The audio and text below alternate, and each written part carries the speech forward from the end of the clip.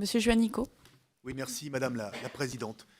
Merci Mesdames de vos témoignages qui permettent une alerte salutaire devant la Commission des Affaires culturelles et l'éducation ce matin, mais aussi avant des discussions budgétaires sur l'article 50 du projet de loi de finances qui auront lieu début novembre.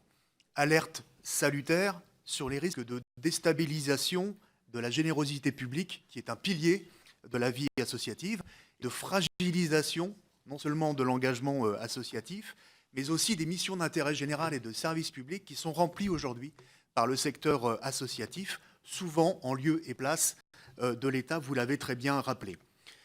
Pour le mécénat, il y a besoin de règles stables sur le plan fiscal. On a eu une première alerte sur le don des particuliers en 2018, pour la première fois depuis 15 ans, une baisse historique de 4%, et on voit bien aujourd'hui que sur le mécénat d'entreprise, 3 milliards d'euros sur les 7,5 milliards d'euros de la générosité publique, s'il y avait cette réforme qui est proposée de revenir sur le taux de réduction fiscale, on ferait une économie de bout de chandelle de 80 millions d'euros pour l'État, mais sans doute on perdrait, pour les 80 grandes entreprises qui aujourd'hui font ce mécénat d'entreprise, 400 millions de recettes pour vos activités.